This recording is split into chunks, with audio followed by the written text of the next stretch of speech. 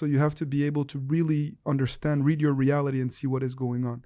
Now, if you're married and you're going through like a period of separation or something like that, and you have the opportunity to sleep with your wife again, that could be a good thing, because oftentimes things can get stale in marriage. You can lose that spark and that connection, and your partner may be tempted to falsely believe that there can be more to pursue out there than with you. And so, that's an example of a case where perhaps I would recommend to someone, hey, if you have the opportunity, go for it, because I know that it can solidify the bond, recreate the emotional connection, and in some ways hit the reset button and have a fresh start, a new beginning. What are your thoughts? I do agree with what you mentioned. And if I try to summarize it, I would say that in most cases, reconnecting intimately with your ex is a good idea, especially if they found someone else, they're in a reborn relationship, they come back to you. That could be very good. Or if you're married, as you mentioned.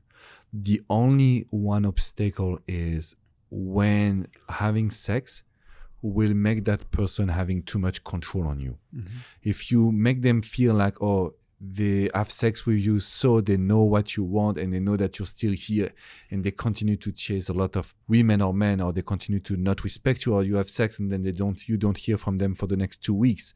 I think this is a situation that is a big problem, because having sex means validating their behavior. And I've coached to some women and men where I told them, look, if you have sex when this guy or this woman didn't talk to you for 3 weeks, was not nice to you, was posting online, not caring about you, they come back, you have sex immediately, you're validating their behavior. You're not setting boundaries.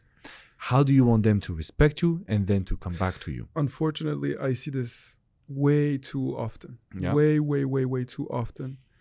And it leads to not just making the process of getting a commitment and a new relationship more difficult.